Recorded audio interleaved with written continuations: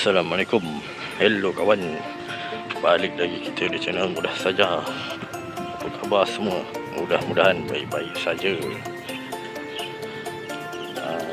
Hari ni kita nak kongsi sikit pasal kereta Wajar ni.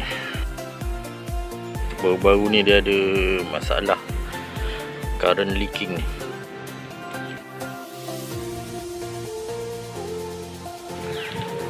Dia bila kereta parking dalam sehari dua, bateri habis, kong terus tak boleh start. Dia punya apa, kita tahu dia punya masalah dia tu, current leak tu.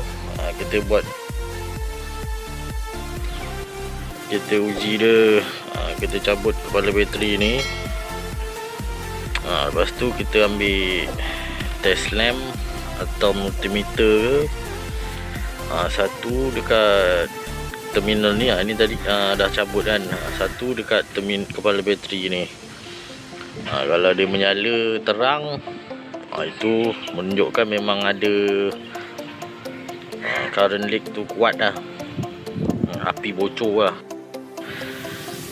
Kalau dekat multimeter tak pasti pula macam mana dia punya ni kan. Tapi hari tu kita cek guna test lamp dia, memang menyala lah. Lepas tu kita cuba cek satu-satu guna apa, dekat fuse. Kita buka juga, buka fuse ni. Lepas tu kita guna test lamp. Klip test lamp tu kepit dekat terminal ni. Terminal ni dibukaan, terminal negatif ni. Lepas tu kita ni lah dekat sini, cek kat mana yang menyala kan. Bila kita guna cek, dia dekat ni fuse yang ni. Fuse yang ni, kalau kat kotak fuse ni dia INJ ni nombor 29 ini. Dia punya masalah dia, kita dapat kesan dekat situ. Mula-mula itu risau juga, sebab itu kan ada baru pasang alam universal. Sebab kita risau alam tu punya problem. Tapi kita dah cek, kita dah cabut alam, kita dah disconnect dia punya soket apa semua. Alam tak ada masalah. Yang kita jumpa kat sini lah, fuse ni.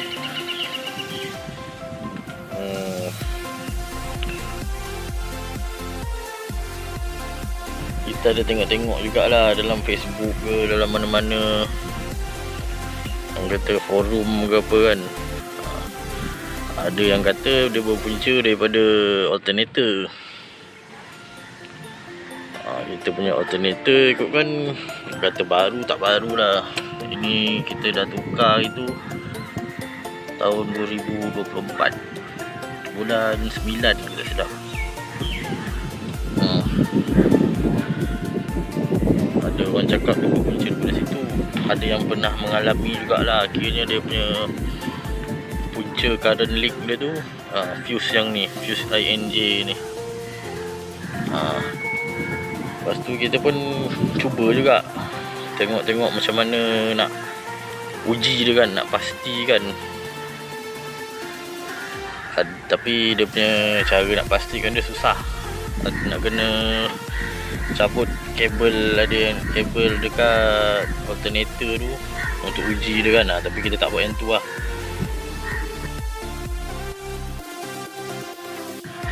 Bila kita nak tinggalkan kereta, kita cabut fuse ni je.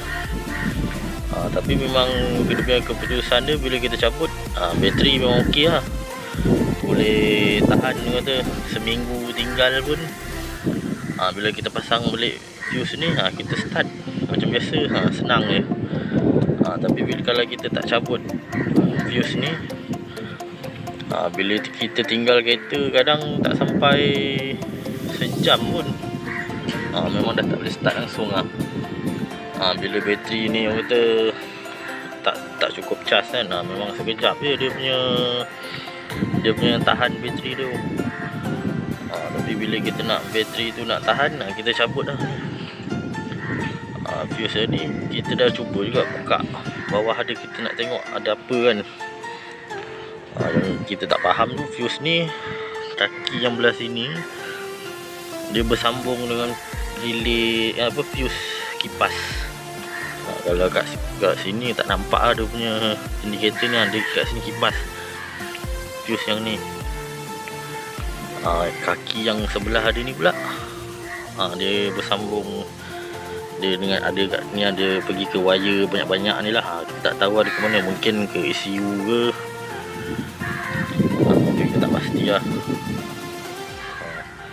Tapi buat sementara ni kita memang cabut ni je lah untuk nak bertahankan dia kan.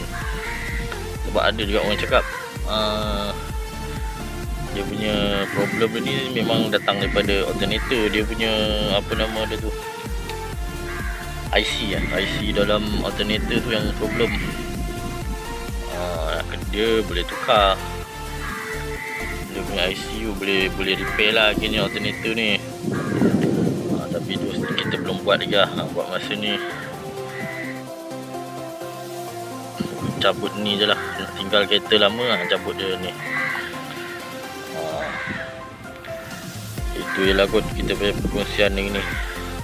Bagi mana-mana yang ada juga problem macam ni, kalau ada penyelesaian lain ke, ataupun ada apa-apa nak kongsi juga kan, masalah yang sama, boleh lah komen ke apa ke. Okay, itu je lah perkongsian kali ni pasal current leak. Okay, terima kasih sudah menonton sampai habis. Jumpa lagi di video lain. Assalamualaikum, bye bye.